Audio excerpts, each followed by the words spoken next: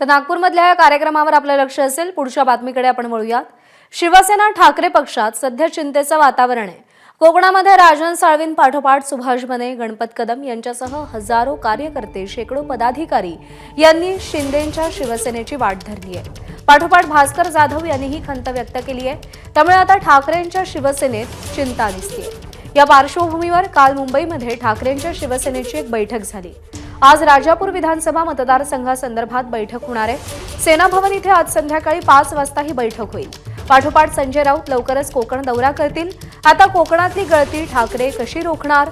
भास्कर जाधवांची खंत ठाकरे ऐकणार का? त्यावर तोडगा काढणार का? असे सवाल उपस्थित झाले।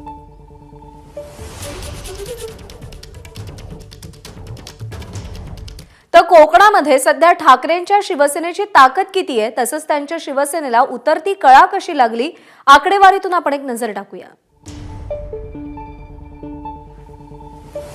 2024 लोकसभा निवडणुकीमध्ये कोकणात शिवसेना ठाकरे गटाचा एकही खासदार निवडून आला नाही।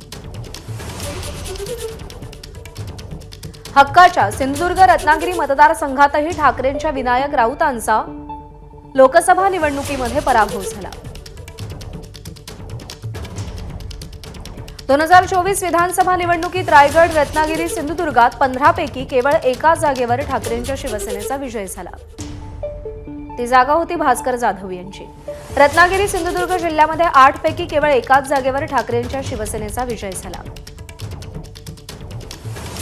सध्या केवळ गुहागर मतदारसंघात ठाकरेंच्या शिवसेनेचे भास्कर जाधव आमदार आहेत आणि त्यांनी देखील आपल्या मनातली खदखद बोलून दाखवली आहे।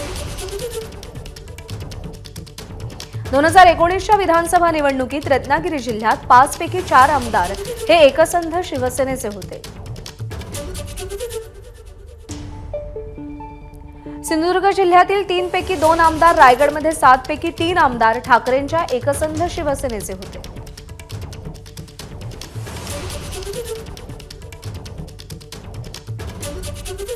ठाकरेंसमोर सध्या कोकणात कोणती आव्हाने आहेत आपण पाहतोय। सध्या सोबत असलेले कार्यकर्ते आणि पदाधिकारी यांना स्वतःसोबत ठेवणं, थांबवणं,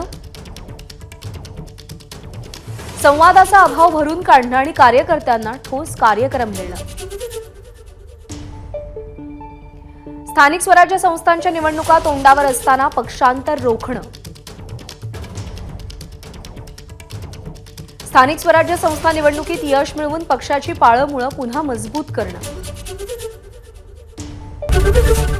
एबीपी माझा, उघडा डोळे बघा नीट।